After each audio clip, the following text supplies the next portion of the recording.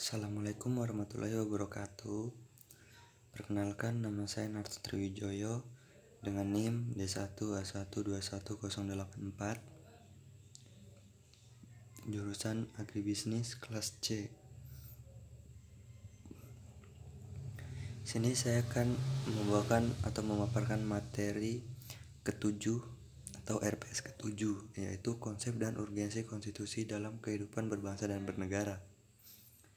Pengertian konstitusi. Konstitusi adalah seperangkat aturan atau hukum yang berisi ketentuan tentang bagaimana pemerintah diatur dan dijalankan. Oleh karena itu, aturan atau hukum yang terdapat dalam konstitusi itu mengatur hal-hal yang amat mendasar dari suatu negara. Maka, konstitusi dikatakan pula sebagai hukum dasar yang dijadikan pegangan dalam menyelenggarakan suatu negara. Konstitusi merupakan jaminan yang paling efektif dalam menjaga agar kekuasaan yang ada dalam negara tidak disalahgunakan dan hak asasi manusia negara tidak dilanggar. Konstitusi sangat penting artinya bagi suatu negara karena kedudukannya dalam mengatur dan membatasi kekuasaan dalam suatu negara.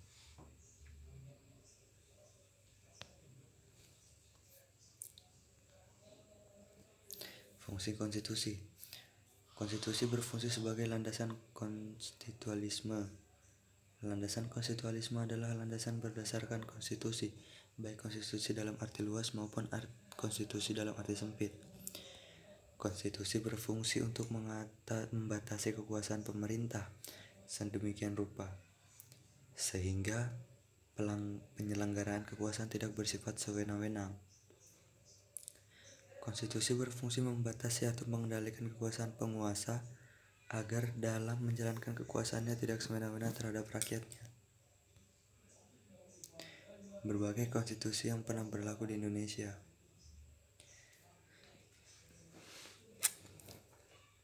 Sejak proklamasi kemerdekaan bangsa Indonesia, sudah menciptakan 3 buah konstitusi, serta memberlakukannya dalam masa yang berbeda-beda. Pemberlakuan ketiganya tidak lepas dari perubahan kehidupan ketatanegaraan Indonesia. Akibatnya terjadinya berbagai perkembangan politik, tetapi pergantian konstitusi itu juga sekaligus menunjuk pergulatan bangsa Indonesia dalam mencapai dan menemukan konstitusi yang paling tepat sesuai dengan kondisi bangsa Indonesia. Konstitusi yang berlaku di Indonesia. A. Undang-Undang Dasar 1945. 18 Agustus 1945 hingga 27 Desember 1949. Bagian C. B. Konstitusi RIS 1949. Berlaku mulai dari 27 Desember 1949 hingga 17 Agustus 1950. Undang-Undang Dasar Sementara 1950 berlaku mulai 17 Agustus 1950 hingga 5 Juli 1959. Undang-Undang Dasar Negara Republik Indonesia 1945, 5 Juli 1959 hingga 11 Maret 1966. Undang-Undang Dasar 1945 setelah diamandemen 19 Oktober 1999 hingga sekarang. Tujuan konstitusi negara Indonesia. A. Bagian 1. Konstitusi bertujuan untuk memberikan pembatasan sekaligus pengawasan terhadap kekuasaan politik. 2. Konstitusi bertujuan untuk melepas kontrol kekuasaan dari penguasa itu sendiri. 3. Konstitusi bertujuan untuk memberikan batasan-batasan ketetapan bagi para penguasa dalam menjalankan kekuasaannya. Kesimpulan. Saat ini, negara Indonesia menggunakan Undang-Undang Dasar 1949